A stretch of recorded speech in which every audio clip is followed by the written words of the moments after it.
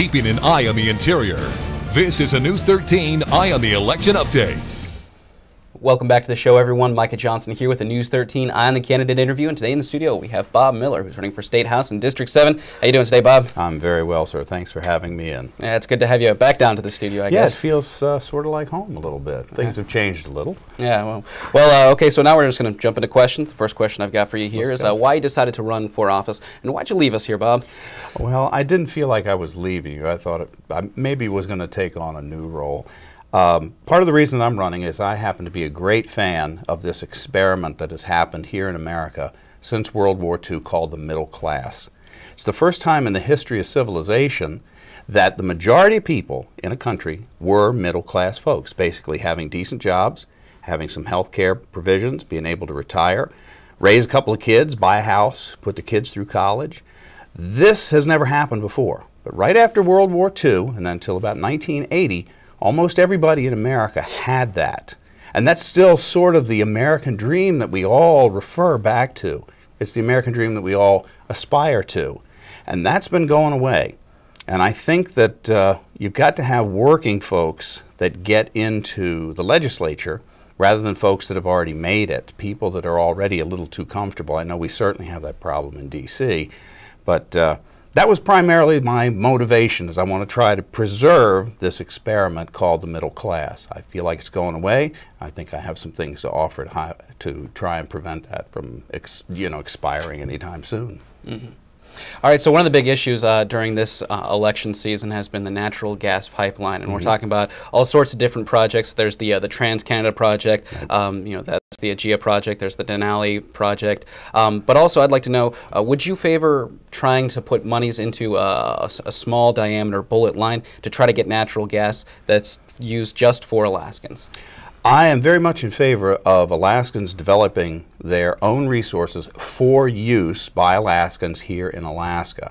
I'm not sure that I think the small diameter bullet line is the best solution. I tend to lean more toward the larger one, since whatever we're going to build is going to have to become a large diameter pipe at some point anyway.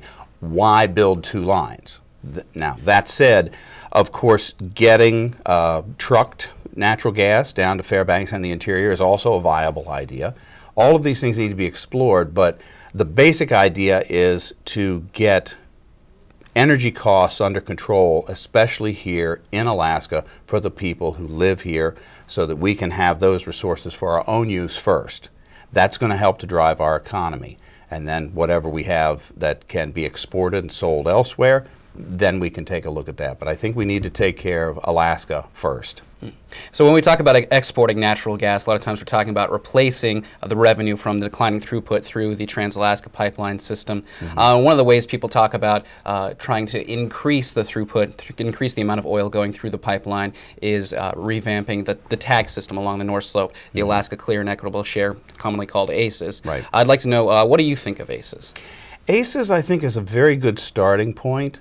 Pretty much in any government, state, federal, doesn't matter.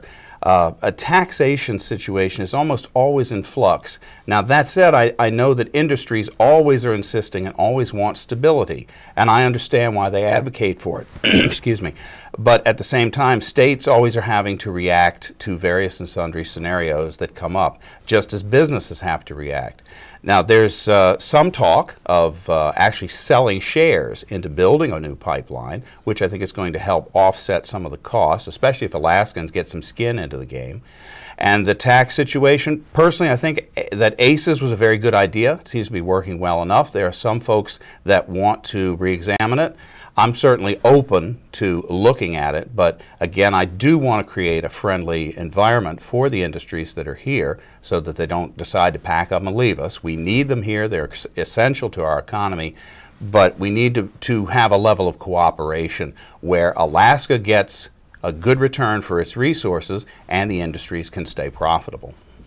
So another thing that's come out during this election, in District 7 specifically, is just issues about the public employees retirement system, PERS. And right now the state of Alaska is on the defined contribution system, and they were on the defined benefit system. I'd like to know which you prefer and why. Well, I am a very strong advocate for us getting away from the new creation of the Tier 4, which is the defined contribution, not a defined benefit. What I'm hearing from almost every agency and every state employee I'm talking with is there's a brain drain going on. Because they can no longer look forward to a time when they can retire comfortably, they are leaving early. They're taking what is now essentially 401k, they're taking that money and they're either going to another state or they're going to private industry after you and I, after the taxpayers, have paid to educate them. We've taught them the skill, and now we're losing them. So then what do we have at the state of Alaska? Then you have to spend money to re-recruit. You have to spend money to retrain. You have to get up for a couple of years before you have enough experience to actually be good at that job. So overall, the numbers that I'm seeing indicate that this may work on one spreadsheet, but when you look at the entire spectrum of the whole state budget, this is not saving us money. This is a detriment. This is making recruiting very difficult. It's very difficult to hang on to people, and the new folks are recognizing they can just leave with their money. Any dollar that stays in Alaska generates anywhere from $5 to $8 more in our economy. So if we're letting all that go away, I heard a figure once that it was something like $8 billion of money that leaves the state.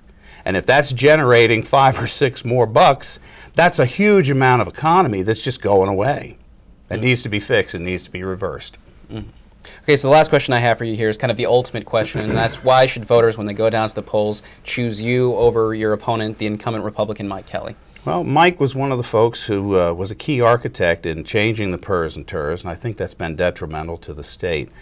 Mike and I are also, it's not a real hard choice. Mike and I are on different ends of the spectrum politically on almost every issue that I can think of. So I would encourage folks to read the records, read the documents that are available, look online, do your research, and do your duty. Whatever it is, get out on November the 2nd and vote. But I certainly would appreciate you taking a look at my record and my stances and vote for me. I appreciate it. Yeah, well, thank you for coming down to the studio, Bob. My pleasure, sir. Good to be home again. All right. Once again, everyone, this is Bob Miller. He's running for State House in District 7. I'm Micah Johnson, and we're all done here. But don't go anywhere yet because sports is coming up next. You're watching News 13.